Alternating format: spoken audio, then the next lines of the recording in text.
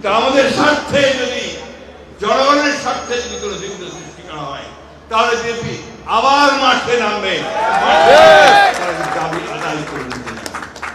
আমরা কষ্ট পাই যারা আমরা এই 15 বছর ধরে সংগ্রাম করলাম, আমরা লড়াই করলাম, আমাদের এই ভাইরা, ছেলেরা, মেয়েরা, এমনকি আমাদের মা বোনেরা পর্যন্ত কেউ বাপ পায় না, তাদেরকেও জেলে যেতে হয়েছে, আমাদের বোনদেরকেও জেলে যেতে হয়েছে। আমরা লড়াই করেছি কিন্তু একটা মাত্র কারণে, একটা সুখী, সুন্দর, সমৃদ্ধ বাংলাদেশ করে তুলব। কিন্তু তারা ভুল ব্যাখ্যা দেয়, ভুলভাবে চিহ্নিত করে, চিত্রায়িত করে। তারা বাংলাদেশে একটা নৈরাজ্য সৃষ্টি করতে চায়, তারা বাংলাদেশকে বিভাজন সৃষ্টি করতে চায়। আমরা সেই বিভাজন আর সৃষ্টি করতে দেব না।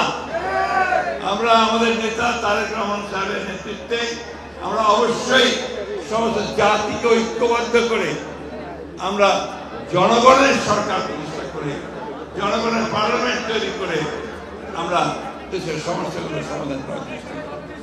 ভারতের যে আগ্রাসী মনোভাব, তার বিরুদ্ধে আমরা সংগ্রাম করেছি, লড়াই করেছি। আমরা এই তিস্তা নদীর পানির জন্য সংগ্রাম করেছি, লড়াই করেছি। শুধু তাই নয়, তিস্তা নদীর তীরে গিয়ে আমরা সেখানে প্রোগ্রাম করেছি জনগণকে সঙ্গে নিয়ে। বন্ধুগণ, ফারাক্কার পানি আমরা আদায় করেছি। এই বিএনপি সমস্ত পরিবর্তন এনেছে, সংস্কার যা কিছু আনার বিএনপি এনেছে। একজনের শাসন ব্যবস্থা করেছেন শেখ মুজিব বাদশাহ, সেখান থেকে বহুদলীয় গণতন্ত্র নিয়ে এসেছে আমাদের আমাদের প্রেসিডেন্ট জিয়াউর রহমান।